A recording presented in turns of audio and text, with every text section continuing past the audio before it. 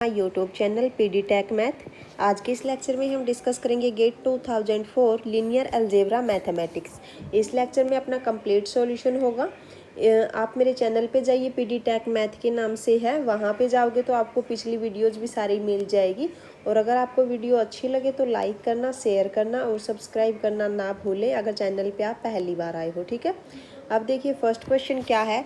Late S and T be two subspaces of R raise to the power 24। ठीक है, S और T क्या दे दिए हमें, दो सब स्पेस दे दिए R raise to the power 24। ठीक है, ये वेक्टर स्पेस है। अगर मैं इसकी डायमेंशन की बात करूँ तो क्या होगी, dimension of R raise to the power 24 क्या होगी, 24।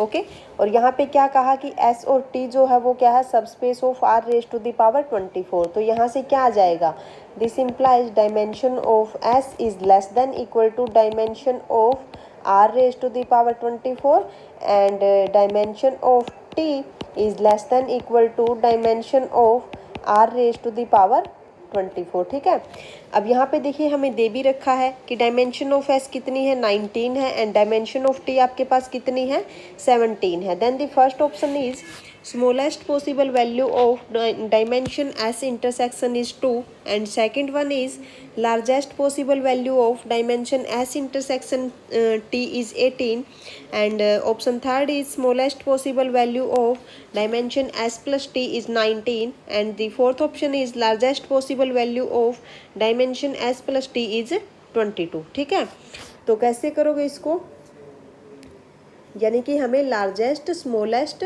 डायमेंशन फाइंड आउट करनी है किसकी, S intersection T and S plus T की। ठीक है, तो यहाँ पे देखिए हमें क्या दे रखा है, डायमेंशन ऑफ एस हमें क्या दे रखी है, dimension of S is 19 and dimension of T is 17। ठीक है, एंड वी नो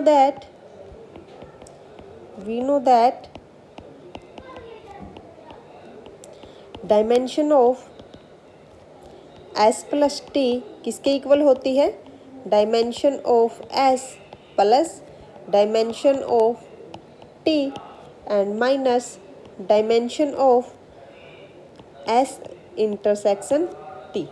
ठीक है, और हम ये भी जानते हैं कि जो एस इंटरसेक्शन टी होता है, बिकॉज एस इंटरसेक्शन टी जो होता है किसका सबसेट होता है, subset of S as well as S intersection T is the subset of T. तो यहाँ से हम क्या बोल सकते हैं, दिस इम्प्लाइज डायमेंशन ऑफ, और हमें पता है कि जो एस इंटरसेक्शन टी है वो भी क्या होता है, subspace. Okay, then dimension of S intersection T is less than equal to dimension of S and dimension of S intersection T is less than equal to dimension of T. ठीक है, अब dimension of S क्या है आपके पास, 19 and dimension of T is 17। इन दोनों का मिनिमम अगर हम देखें तो क्या आ जाएगा यहाँ से, this implies dimension of S intersection T is less than equal to 17। यहाँ से हमें ये मिल गया। ठीक है, यानी कि एस इंटरसेक्शन टी की हमें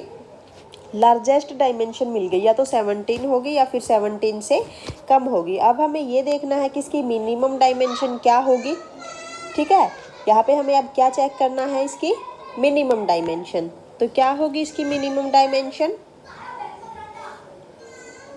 देखिए उससे पहले हम एक बार ये देख लेते हैं। यहाँ पे अगर हम पुट करें, अब यहाँ पे देखिए अगर हम पुट करें तो क्या आएगा, dimension of S plus T is equal to dimension of S आपके पास क्या है, 19 प्लस 17 एंड माइनस 17। तो यहाँ से क्या आ गया, यहाँ से हम ये बोल सकते हैं कि जो डायमेंशन ऑफ एस ये आपकी लेस देन इक्वल टू है।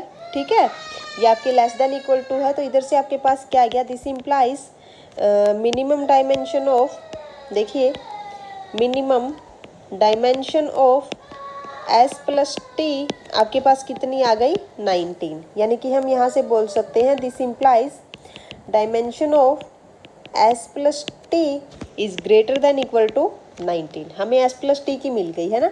अब हमें क्या करना है कि इसकी तो हमें मैक्सिमम डायमेंशन फाइंड आउट करनी है और इसकी हमें मिनिमम डायमेंशन फाइंड आउट करनी है।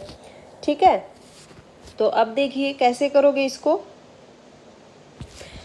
देखो डायमेंशन एस प्लस टी की तो हमें यहाँ पे मैक्सिमम ईजिली मिल जाएगी कि क्या होगी। देखो आपके पास जो एस प्लस टी है ये किसका सब स्पेस है, R raise to the power 24 का, ठीक है। तो जो इसकी मैक्सिमम होनी है डायमेंशन वो 24 ही हो सकती है। तो यहाँ से हम क्या बोल सकते हैं, this implies dimension of S plus T is less than equal to 24, ठीक है। यहाँ से अपने पास क्या आ गया, this implies 19 less than equal to dimension of S plus T and less than equal to 24। अब हम चलते हैं एस इंटरसेक्शन टी पे, ठीक है। तो एस इंटरसेक्शन की जब बात करेंगे तो देखिए दिस इम्प्लाइज डायमेंशन ऑफ, हम ये लिख सकते हैं S intersection T is equal to dimension of S plus dimension of T and minus dimension of S plus T, okay. तो यहाँ से क्या आएगा, dimension of S is 19, dimension of T is 17 and minus 24। तो इधर से आपके पास आ गया 12, यानी कि जो मिनिमम डायमेंशन आपकी है, this implies minimum dimension of S intersection T is 12। This implies dimension of S intersection T is greater than equal to 12। तो यहाँ से आपके पास क्या आ गया, this implies 12 less than equal to dimension of S intersection T is less than equal to 17, ठीक है। तो यहाँ से अब अगर हम ऑप्शंस को चेक करें तो यहाँ पे देखिए option C, smallest possible value of dimension S plus T is 19। यहाँ पे देखिए स्मॉलेस्ट आपकी 19 है, तो यहाँ पे सी ऑप्शन आपका करेक्ट होगा, other options are incorrect, okay. तो चलिए क्वेश्चन नंबर सेकंड पे। क्वेश्चन नंबर सेकंड है, let v1 v2 v3 v4 and v5 the dimension of linear span v1 v2 v3 v4 v5, ठीक है। हमें dimension find out करनी है, तो हम क्या कर लेते हैं, इसको मैट्रिक्स फॉर्म में रिप्रेजेंट कर लेते हैं, उसके बाद रो इक्वलन फॉर्म में चेंज करके उधर से उसका अगर हम रैंक फाइंड आउट कर ले तो हमें डायमेंशन पता चल जाएगी, ठीक है। तो चलिए कीजिए, मैट्रिक्स फॉर्म बनाइए। इसकी क्या आएगी मैट्रिक्स, फर्स्ट वेक्टर आपके पास है 1 2 0 3 0 and second is 1 2 -1 -1 0 and third is 2 4 1 0 1, okay. एक मिनट, 2 4 1 0 1,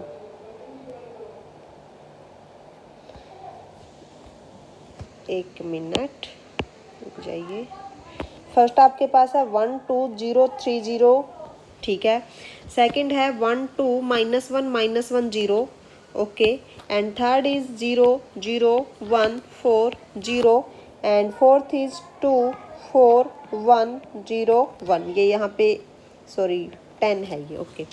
एंड फिफ्थ इज 0 0 0 0 1। तो ये आपके पास मैट्रिक्स है same, okay. And row echelon form आप कैसे करते हो, देखिए आपका फर्स्ट पिवट आपका ये हो गया, इसके नीचे की सारी एंट्री हमें क्या बनानी है, 0, ठीक है। एंड सेकंड पिवट आपके पास सेकंड रो में होगा। अब देखिए जब आप 0 बनाओगे तो ऑपरेशन लगाइए on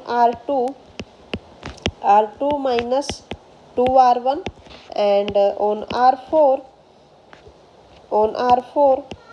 R4 minus 3R1, okay. तो मैट्रिक्स यहाँ पे क्या बनेगी, 1 1 0 2 0। फर्स्ट रो आपकी एज इट इज रहेगी एंड सेकंड आपकी कंप्लीट 0 बन जाएगी, क्योंकि जो आपकी सेकंड रो है वो कंप्लीटली लीनियरली डिपेंडेंट है फर्स्ट रो पे, ठीक है। वो कंप्लीट डिपेंड है आपकी फर्स्ट रो पे, तो ये 0 बन जाएगी। एंड थर्ड रो आपकी यही रहने वाली है, 0 -1 1 1 एंड 0। फोर्थ रो आपकी होगी 0 -4 4 4 0 एंड फिफ्थ आपकी है 0 0 1 1, ओके। अब यहाँ पे देखिए ये आपका क्या है, पिवट हो गया और सारी एंट्रीज के नीचे की 0 हो गई, ठीक है। और जो सेकंड रो आपकी क्या है, कंप्लीट 0। तो अब हम इस रो में देखते हैं थर्ड रो में कि पिवट क्या हो सकता है। तो थर्ड रो में अगर मैं पिवट की बात करूँ तो आपका ये पिवट होगा। अब हमें क्या करना है कि जो ये एंट्री है -1 से नीचे की, ये हमें 0 बनानी है, ठीक है। आपकी फिफ्थ रो में 0 है ही, यानी कि फोर्थ रो में हमें 0 बनानी है।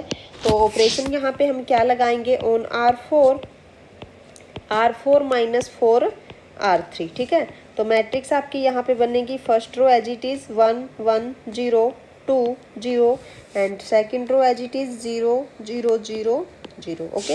एंड थर्ड रो भी आपकी एज इट इज़ रहेगी 0 -1 1 1 0। एंड फोर्थ रो की अगर मैं बात करूँ तो जो फोर्थ रो है वो आपकी कंप्लीट डिपेंड है थर्ड रो पे, तो ये आपकी 0 हो जाएगी, ठीक है। And fifth row is 0 0 0 1 1। अब यहाँ पे देखिए आपके पास एक पीओट ये हो गया, सेकंड पीओट ये हो गया एंड थर्ड पीओट आपके पास ये हो गया, ठीक है। तो अगर मैं इस मैट्रिक्स की रैंक की बात करूँ then rank of matrix M is 3, ठीक है। तो इसकी डायमेंशन कितनी आ जाएगी 3, तो सेकेंड ऑप्शन आपका करेक्ट होगा, ओके। चलिए नेक्स्ट क्वेश्चन पे।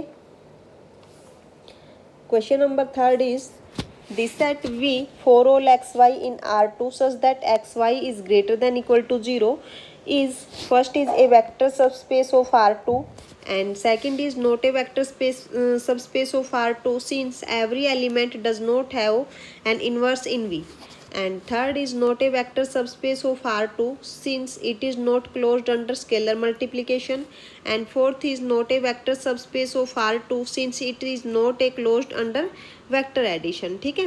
यानी कि हमें ये रीजन बताना है कि क्या जो V आपको दे रखा है क्या ये वेक्टर स्पेस बनेगा, अगर ये वेक्टर स्पेस नहीं बनेगा तो कौन सी प्रॉपर्टी यहाँ पे फेल होने वाली है, ठीक है।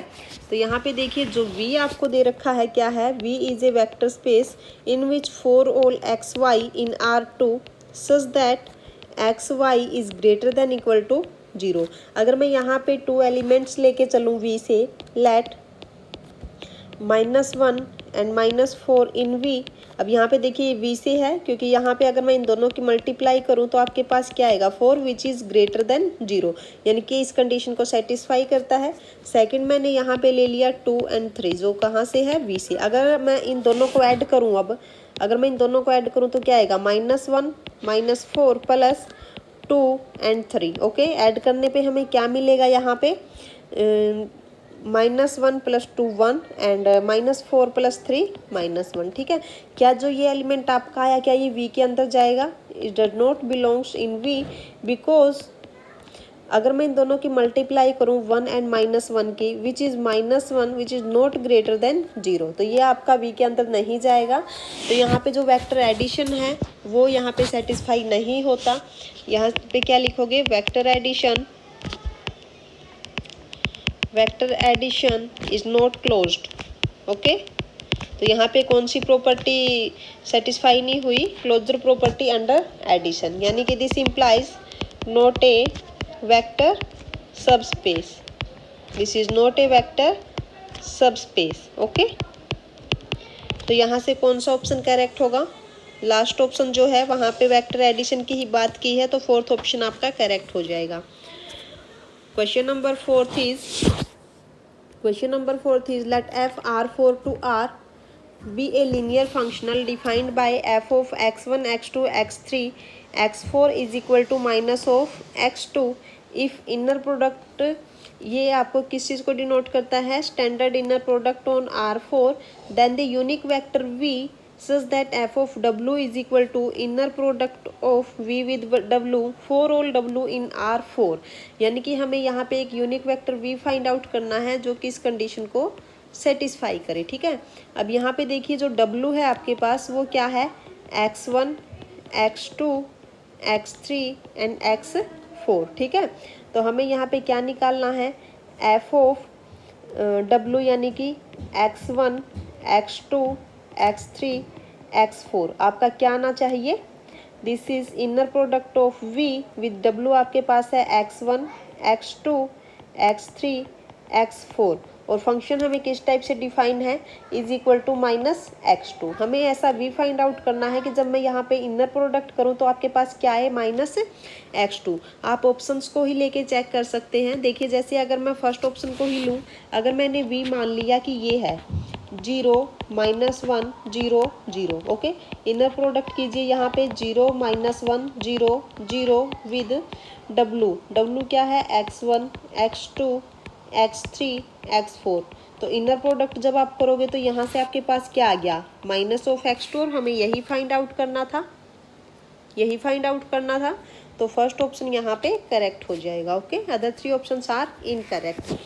चलिए नेक्स्ट क्वेश्चन क्या है। Next question is let V be the subspace of R3 spanned by U is equal to 1 1 1 and V is equal to 1 1 minus 1। ठीक है, जो V आपके पास है सबस्पेस ऑफ R3 वो किससे स्पेंड है, आपके पास U और V गिवन है, यानी कि जो जनरेटेड सेट है उसके अंदर U और V आते हैं, है ना। या फिर आप ये लिख सकते हैं V is generated by U and V। U आपके पास है 1 1 1 and V is 1 1 and minus 1। ठीक है, the orthonormal basis of V obtained by gram summit process on the ordered basis UV of V, यानी कि हमें ऑर्थोनॉर्मल बेसिस फाइंड आउट करनी है। ठीक है, पहले भी कई बार ऐसे क्वेश्चंस करवाए हैं जिसमें ऑर्थोनॉर्मल बेसिस फाइंड आउट करते हैं हम, तो उसी टाइप से इसको करेंगे। ओके, अब यहाँ पे देखिए कि जो U1 आपके पास है, U1 क्या है, U1 इज U1 1 एंड 1। ठीक है, तो V आपके पास क्या होगा, अगर मैं U2 की बात करूं, यानी कि जो V है U2 से U2 इज V आपके पास है 1 1 and minus 1। Okay, and this implies V1 क्या होगा, ऑर्थोनॉर्मल हमें बेसिस फाइंड आउट करनी है, तो जो फर्स्ट आपको U1 दे रखा है उसी को, जो फर्स्ट आपको U दे रखा है उसको ही हम U1 मान के चलते हैं, और V1 कैसे निकालते हैं, U1 upon norm of U1। Okay, अब यहाँ पे पुट कीजिए U1 इज 1 1 1 एंड नॉर्म जब आप करोगे तो क्या आएगा, स्क्वायर रूट ऑफ 3। ठीक है, तो यहाँ से क्या आ गया आपके पास 1 by square root of 3 and this is 1 1 1। Okay, and now we find that V2 कैसे निकालोगे, V2 कैसे निकालोगे, देखिए V2 आपके पास होगा W2 upon norm of W2 and what is W2 क्या होगा आपके पास, देखिए W2 is U2 minus inner product of U2 with V1 into V1। Okay, अब यहाँ पे पुट कीजिए U2 is 1 1 minus 1 and inner product with U2 is 1 1 minus 1 with V1 क्या है आपके पास 1 by square root of 3 and 1 1 1। Okay, and V1 is 1 by square root of 3, this is 1 1 1। ठीक है, अब यहाँ पे जब इसको सोल्व करोगे तो क्या आएगा 1 1 minus 1 and minus of 1 by square root of 3 and into 1 1 1 divided by square root of 3। तो यहाँ से आपके पास क्या बच गया, क्या बचेगा इधर से 1 1 माइनस 1 एंड माइनस 1 1 1 और इधर 1 बाई 3। ठीक है, तो यहाँ से क्या आएगा आपके पास, इधर से आएगा 2 बाई 3 एंड माइनस 4 बाई 3। तो ये आपके पास आ गया W2। ठीक है, अब हमें V2 फाइंड आउट करना है, तो अब निकालिए V2 is equal to W2 क्या है 2 by 3 and minus 4 by 3। Okay, and divided by norm जब आप निकालोगे तो 4 by 9 plus 4 by 9 and plus 16 by 9। Okay, तो इधर से क्या आ गया 2 माइनस 4 एंड डिवाइडेड बाय 24। ठीक है, तो ये आपके पास बच गया 1 1 minus 2 and divided by square root of 6। ठीक है, तो यहाँ से जो ऑर्थोनॉर्मल बेसिस आएगी वो क्या बनेगी, दी orthonormal basis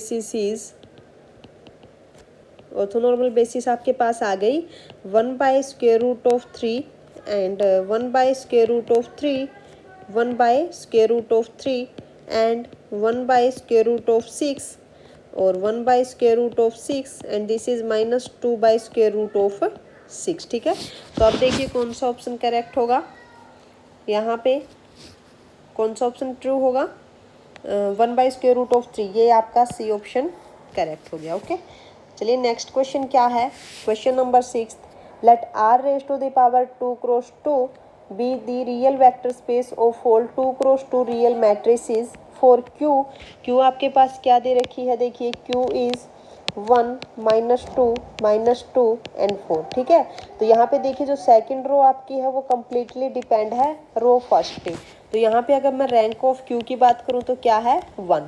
define a linear transformation T, यहाँ पे क्या किया इसने, एक ट्रांसफॉर्मेशन डिफाइंड की, defined as T of P is equal to Q P. Then the rank of T, हमें क्या फाइंड आउट करना है, रैंक ऑफ टी, यानी कि हम अगर rank of P Q find out कर दें तो अपना काम चल जाएगा, ठीक है। अब रैंक ऑफ पी क्यू क्या होगा, is less than equal to minimum of rank of Q and rank of P, ठीक है। तो यहाँ पे क्या आएगा, which is minimum of rank of Q is 1 and rank of P. तो यहाँ से क्या हो सकता है, देखिए आपके पास क्या बना है, आपके पास आ गया कि rank of Q P is less than equal to minimum of 1 and rank of P. अब पॉसिबिलिटी क्या हो सकती है कि अगर रैंक ऑफ पी आपका 1 हुआ तो क्या आएगा कि जो रैंक ऑफ क्यू पी है, कि जो रैंक ऑफ क्यू पी आपका है वो 1 हो सकता है। 0 वो तभी होगा कि जब आपकी मैट्रिक्स आपकी 0 होगी। वैसे 0 का इसने ऑप्शन दिया भी नहीं है, तो वो या तो 1 होगा या फिर 1 से बड़ा होगा। अब 1 से बड़ा यहाँ पे हो नहीं सकता क्योंकि जो रैंक ऑफ क्यू है वो क्या है, 1 है, ठीक है। तो इसका मतलब क्या है, दिस इम्प्लाइज कि rank of Q P is not greater than 1, ठीक है। तो यहाँ से एक ही पॉसिबिलिटी आपकी बचती है कि जो रैंक ऑफ क्यू पी है वो आपका 1 आएगा, ठीक है। तो यानी कि जो रैंक ऑफ टी है वो कितना आएगा, 1। चलिए नेक्स्ट क्वेश्चन क्या है, next question is let P be N cross N matrix with integral entries and Q is equal to. यहाँ पे देखिए ये काफ़ी इंपॉर्टेंट है, इसने क्या कहा है कि जो मैट्रिक्स आपकी है एन क्रॉस एन ऑर्डर की, उसमें जो एंट्रीज है वो कहाँ से बिलोंग करती है, सेट ऑफ इंटीजर से। एंड क्यू कैसे डिफाइन किया इसने, Q is equal to P plus 1/2 I where I denote the N cross N identity matrix, then Q is, Q हमें फाइंड आउट करना है कि क्यू क्या होगा, ठीक है। First is idempotent, second is invertible and third is nilpotent and last is unipotent. Unipotent means Q minus I is nilpotent, okay. अब यहाँ पे देखिए एक चीज़, अगर मैं N2 के लिए डिस्कस करूँ, क्योंकि मैं काउंटर एग्जाम्पल लेके अदर को रिजेक्ट तो कर ही सकती हूँ, है ना। अब यहाँ पे देखिए अगर मैं Q को 2 ले लेती हूँ और P को मैं स्पेसिफिक कर दूँ यहाँ पे A B C D, ठीक है। तो यहाँ पे क्या आ जाएगा, Q is equal to A B C D and this is 1/2 0 0 1/2, ठीक है। ये आपके पास आ गया A plus 1/2 and this is B C D plus 1/2, okay. अब यहाँ पे डिटर्मिनेंट फाइंड आउट कीजिए, डिटर्मिनेंट क्या आएगा, A plus 1/2 into D plus 1/2 and minus B C, okay. इसको थोड़ा सा और सिंप्लीफाई करो, then A D minus B C and this is plus 1/2 A plus D, ठीक है, यही आएगा। This is A plus D and plus 1/4, ठीक है। तो यहाँ पे देखिए कि इफ़ डिटर्मिनेंट ऑफ क्यू, अगर डिटर्मिनेंट ऑफ क्यू 0 हुआ तो इसका मतलब क्या होगा, this implies A D minus B C plus 1/2 A plus D and plus 1/4 is equal to 0। ये 0 हो जाएगा और इसका क्या मतलब है, this implies 2AD minus 2BC plus A plus D is equal to minus 1/2। और यहाँ पे जो ABCD है वो कहाँ से बिलोंग करते हैं, सेट ऑफ इंटीजर से। तो क्या कभी ऐसा पॉसिबल है कि ABCD की कोई ऐसी वैल्यू ले कि जब हम यहाँ पे पुट करें वो किसके इक्वल आ जाए, रैशनल नंबर के। ये कभी भी पॉसिबल नहीं है क्योंकि जब यहाँ पे इंटीजर एंट्री आप पुट करोगे तो इक्वल में आपका इंटीजर ही आना चाहिए, ठीक है। तो इसका मतलब क्या है, this implies determinant of Q is not equal to 0 means matrix is invertible, okay. Now question number 8 is let M be a square matrix of order 2 such that rank of M is 1। यहाँ पे देखिए जो rank of M है वो इसने 1 दे दिया और जो मैट्रिक्स का ऑर्डर है वो कितना है, 2 है। तो अगर मैं मैट्रिक्स को इस टाइप से डिफाइन कर लूँ 1 1 0 0, यहाँ पे देखिए जो मैट्रिक्स का रैंक है वो कितना है, 1 है। अब देखिए फर्स्ट ऑप्शन है डायगोनलाइजेबल एंड नॉन सिंगुलर। अब यहाँ पे देखिए जो आइगन वैल्यूज़ हैं एम की, आइगन वैल्यूज ऑफ एम क्या है, 1 एंड 0। और हमें पता है कि अगर आइगन वैल्यूज डिस्टिंक्ट है मतलब मैट्रिक्स कैसी होती है, डायगनलाइजेबल, ठीक है। अब ये मैट्रिक्स आपकी डायगनलाइजेबल तो है but this is singular matrix, तो फर्स्ट ऑप्शन आपका इनकरेक्ट हो गया। सेकंड क्या है, डायगनलाइजेबल एंड नीलपोटेंट। अब यहाँ पे डायगनलाइजेबल तो है, आपको एक रिजल्ट पता होगा कि only zero nilpotent matrix is diagonalizable, ठीक है। अगर नॉन जीरो नीलपोटेंट मैट्रिक्स है तो वो कभी भी डायगनलाइजेबल नहीं होगी, और अगर मैट्रिक्स डायगनलाइजेबल है और वो नॉन जीरो है तो वो कभी भी नीलपोटेंट नहीं होती। तो सेकंड ऑप्शन आपका हुआ इनकरेक्ट। और हमें ये पता है कि मैट्रिक्स आपकी कभी भी जीरो नहीं हो सकती because rank of M is 1, ठीक है।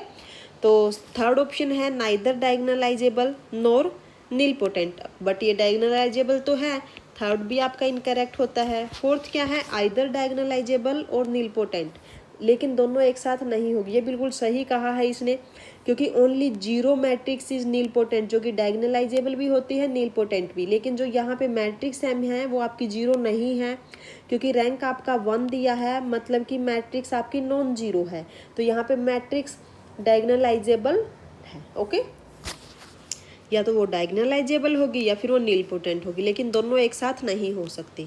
Now question number 9, if M is a 7x5 matrix of rank 3, M इसने क्या दे दी, 7x5 की मैट्रिक्स है, एंड जो रैंक ऑफ एम इसने दिया क्या दिया, 3, and N is a matrix of 5x7 and rank of N is 5, then क्या फाइंड आउट करना है हमें, rank of M N, and we know that rank of M N is less than equal to minimum of rank of m and rank of n। Okay, तो यहाँ से आपके पास क्या आ गया, दिस इज इक्वल टू